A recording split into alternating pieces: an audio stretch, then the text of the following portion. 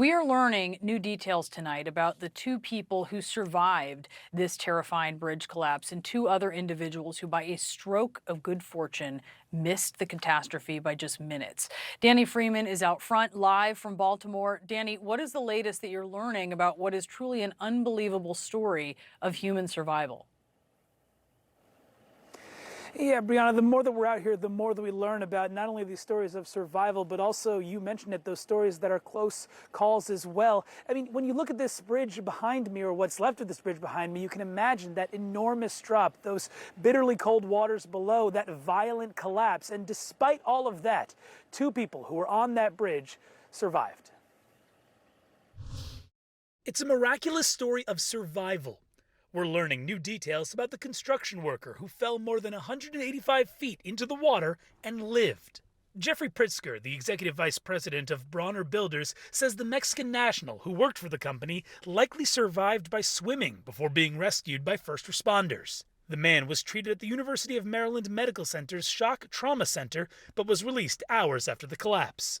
Pritzker added the worker is, quote, very, very upset. He does have injuries, and I understand he's very stressed out and is suffering from stress. A fellow worker from Bronner Builders told CNN Thursday the team likely would have been on their break at the time of the impact. That worker saying he requested a last-minute shift change ahead of Tuesday, likely saving his life. However, less is known about the second survivor, who Pritzker said was not part of their construction team. At Wednesday night's press conference, Maryland's Governor Wes Moore said he's spoken with a survivor who narrowly escaped with his life. One of the survivors who I had the opportunity to speak with, one of the things he mentioned to me was as he was moving off of the bridge and literally saw the bridge fall right after he moved off, it was because it was a first responder who was telling him to move off of the bridge. CNN has requested more information about this survivor from the governor's office and the Maryland Transportation Authority. Reporters asked exactly how those on the bridge were notified to get off as the vessel crashed. Well, I think we'll find out by investigation what exactly happened. I know that the one person I spoke with, he said it was audibly, that the officer was telling him to move off. We're also hearing a story from a driver who was stopped from entering the bridge just in time. In all honesty, if my passenger wasn't a little bit late coming out to the car and getting into it, we probably very well could have been on the bridge when it collapsed. We were that close. This comes as we continue to learn more about those workers presumed and confirmed dead. 26-year-old Dorlian Castillo Cabrera's body was found in a submerged pickup truck below the wreckage Wednesday morning. He was an immigrant from Guatemala who loved his construction job. 35-year-old Alejandro Hernandez Fuentes, a Mexican national, was also found in the truck next to Castillo. Miguel Luna was a father of three, an immigrant from El Salvador who lived in Maryland for 19 years. And Maynor Yacir Suazo Sandoval was a Honduran national, a husband and father of two. Luna and Sandoval are presumed dead. He was the breadwinner for his children right now. God is going to provide for us too, so we can get together as a family and see how we can help each other, because at this moment, his wife is left with his girl and everything.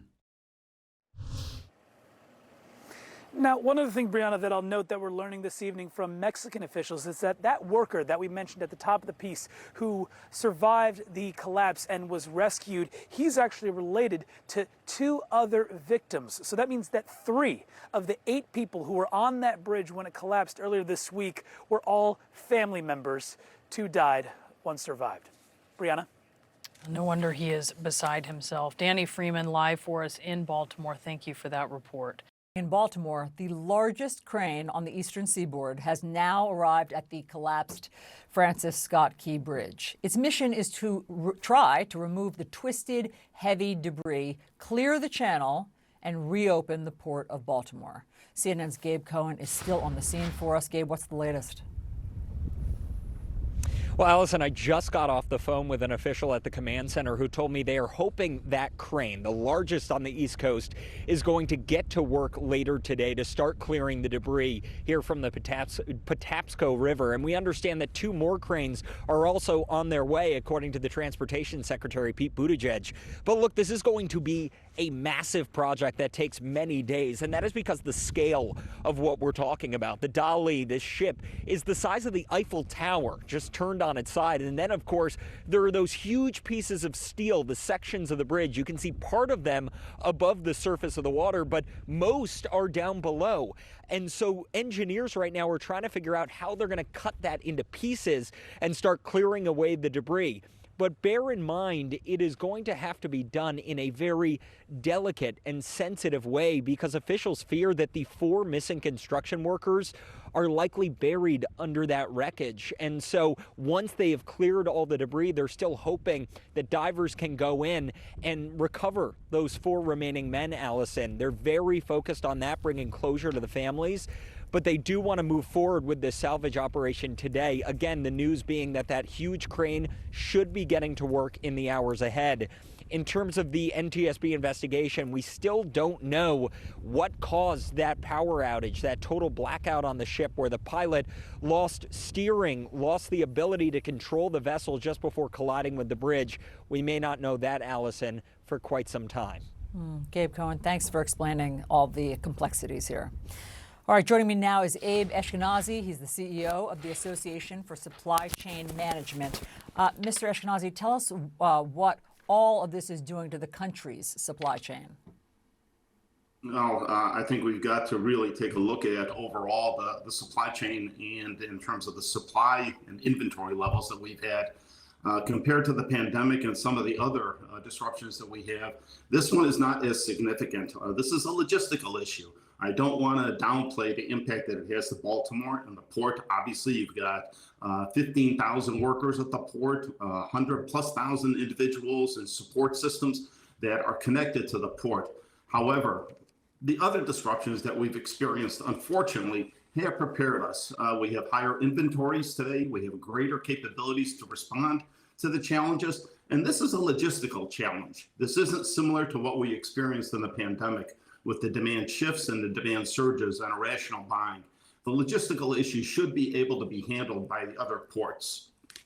That's very good to hear how this differs from what everybody experienced during the pandemic. Is there a way to tell which products or goods will be most affected? When you take a look at what's the inventory at that port, obviously you've got finished goods, obviously the inventory of automobiles coming in, as well as a whole host of other products and services. But when we take a look at the types of products that we have, predominantly finished goods coming into that port, we have higher inventories today. Unfortunately, we've had to work in a just-in-case environment, and that indicated higher inventories, greater visibility into our supply chains. So we're probably better off today to handle this type of disruption. I'm not minimizing the impact that it has, but collectively as a supply chain, we should find alternative ports, whether in New York, Virginia, Charleston. There are other opportunities for us to, enable the logistical part of this to get back into the supply chains. So are you willing to say that consumers won't feel this, really? It's hard to see how this will impact like the other disruptions that we have. While we may see some spot shortages, I don't think we're going to see the extent of the impact on inflation or prices that we've seen in the past with other disruptions. Abe Eshkenazi, great to hear. Thank you very much.